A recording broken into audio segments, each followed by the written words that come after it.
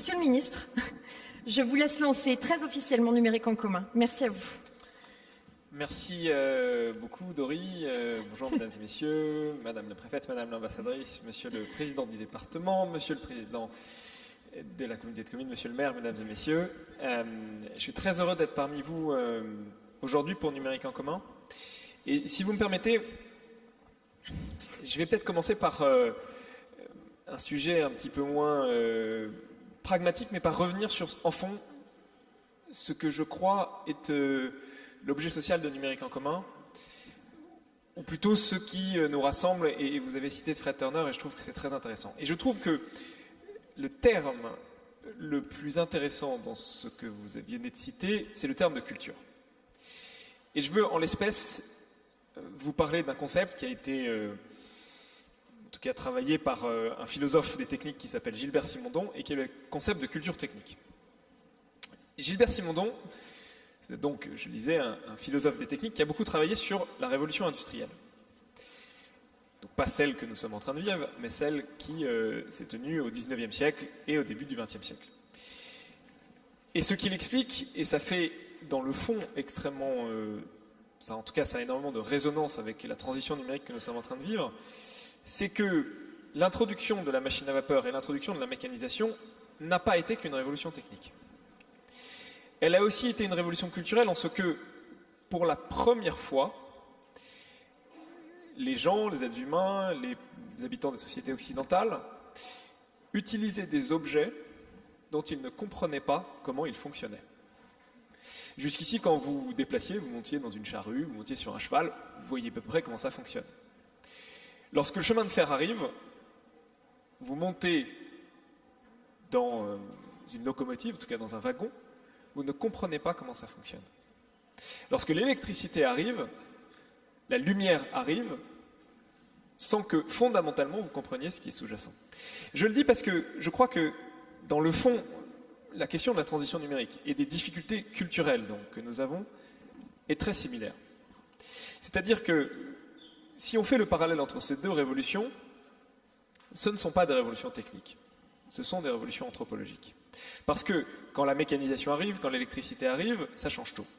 Ça change les rapports de force entre les entreprises économiques, entre les nations et entre les entreprises d'ailleurs. Entre les entreprises parce que les très grandes entreprises qu'on connaissait, en tout cas le monde économique tel qu'on le connaissait, est profondément transformé. Il y a des puissances industrielles qui étaient centenaires qui disparaissent comme les draperies. Parce que les rapports de force économiques entre les nations sont modifiés. Vous avez la Chine qui disparaît à l'occasion du concert des nations, en tout cas elle rate cette marche économique. Ça modifie la démocratie sociale parce que ça structure en classe sociale, donc c'est l'apparition des syndicats. Ça modifie la démocratie parce que c'est l'apparition de la démocratie telle qu'on la connaît, en passant d'une société qui est plutôt agraire, en tout cas très pas féodale, mais en tout cas qui a un héritage féodal, à une société qui est structurée démocratiquement. Ça modifie les rapports sociaux parce que ça rapproche les gens, parce que ça allonge la durée de la vie. Parce que la qualité de vie se change, ça modifie les rapports sociétaux. Donc en fait, à travers l'introduction de la mécanisation, tout change. Bref. Le numérique, c'est pareil. Le numérique, c'est pareil parce que ça modifie les rapports de force économique entre les pays, retour de la Chine, risque pour l'Europe, entre les entreprises. Dans les 10 plus grosses entreprises du monde, il y en a 8 qui sont des entreprises de la tech, il y en a 6 qui n'existaient pas il y a 25 ans, il n'y en a aucune qui est européenne.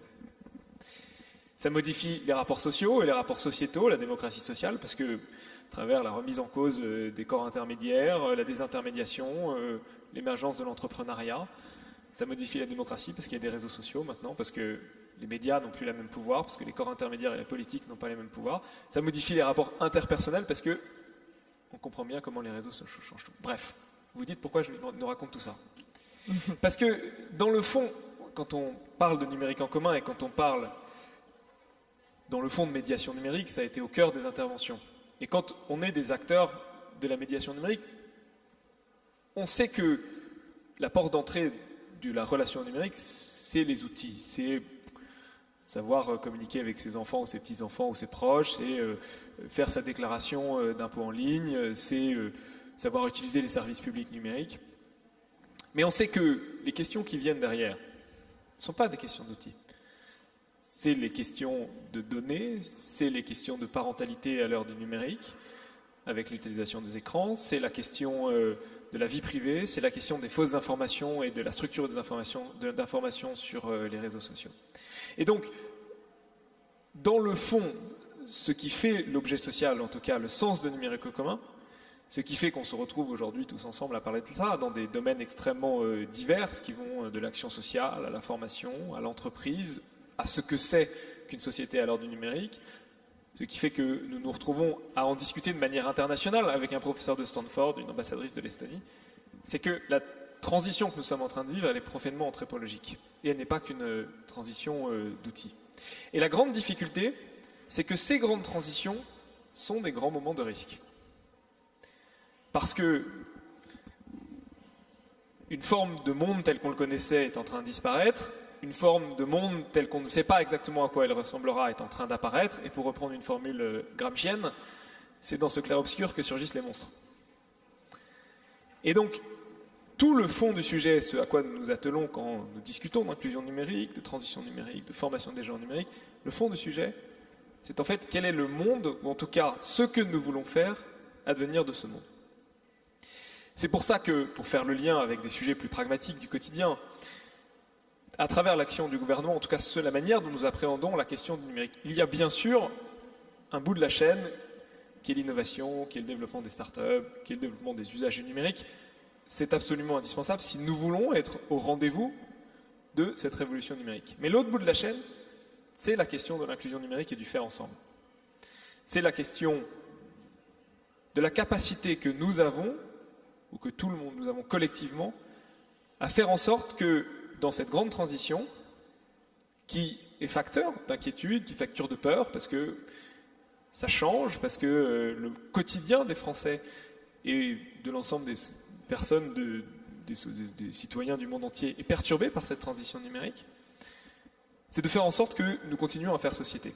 Et je pense que profondément, cette grande dynamique, c'est ça le fond du sujet.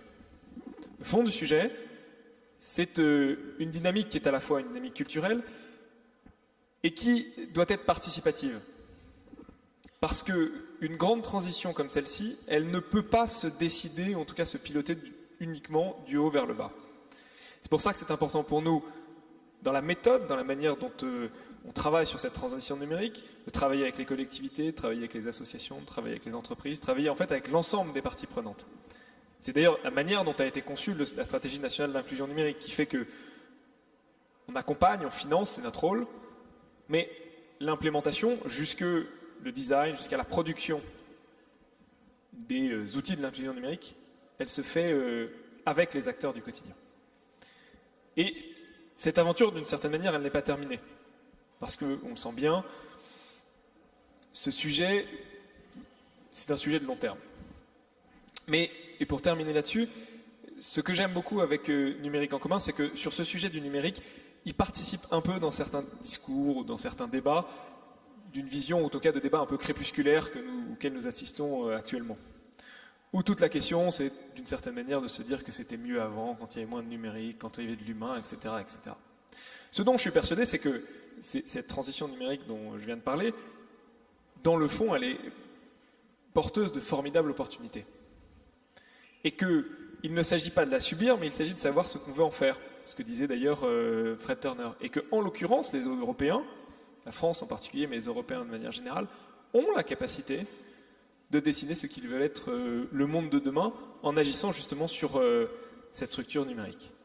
Et ce que j'aime bien avec Numérique en commun, c'est ce que vous disiez, ce que tu disais Dori au début, c'est-à-dire que oui, le numérique c'est compliqué, oui, au quotidien, il faut accompagner les gens, ça prend du temps, ça ne se fait pas du jour au lendemain, mais dans le fond, on peut en avoir une vision qui est à la fois optimiste et déterminée. Merci beaucoup. Merci. Merci beaucoup.